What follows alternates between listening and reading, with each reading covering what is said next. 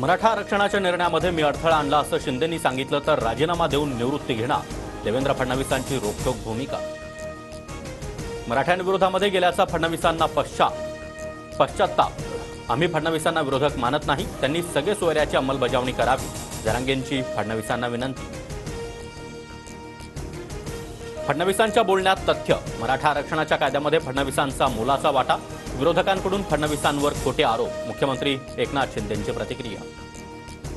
भाजपचे आतापर्यंत 47 मोठे नेते मला भेटले, माझ्यावर ड्रोनद्वारे निगराणी, काहीही केलं तर 113 आमदार पाडणारच, जरांगेंचा इशारा। महायुतीमध्ये वादाची ठिणगी, कोकणामध्ये रामदास कदम आणि रवींद्र चव्हाण यांच्यामध्ये वाद पेटला, शिंदे गटाच्या महेंद्र थोरवे आणि सुनील तटकरे यांच्यामध्ये देखील कलगीतुरा, तर पुण्यामध्ये भाजप आणि अजित पवार गट आमने सामने। महायुती मजबूत, मिठाचा खडा पडणार नाही, महायुतीमधील नेत्यांच्या वादावर मुख्यमंत्री शिंदेंची प्रतिक्रिया। अणुशक्तीनगरमधील जनसन्मान यात्रेमध्ये अजितदादा आणि नवाब मलिक एकत्र, अजितदादांकडून सना मलिक यांना प्रवक्तेपदाची जबाबदारी, मलिकांना महायुतीमध्ये घेण्यास फडणवीसांचा मात्र विरोध।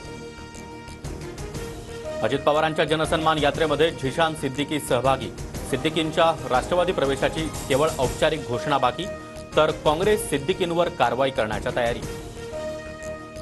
आमचं घर फोडलं, पक्ष फोडला, चिन्ह नेलं आणि विकासासाठी गेल्याचं सांगता, भुजबळ जेलमध्ये जाण्यापासून वाचण्यासाठी भाजपसोबत गेले, नाशिकमधून सुप्रिया सुळेंची टीका।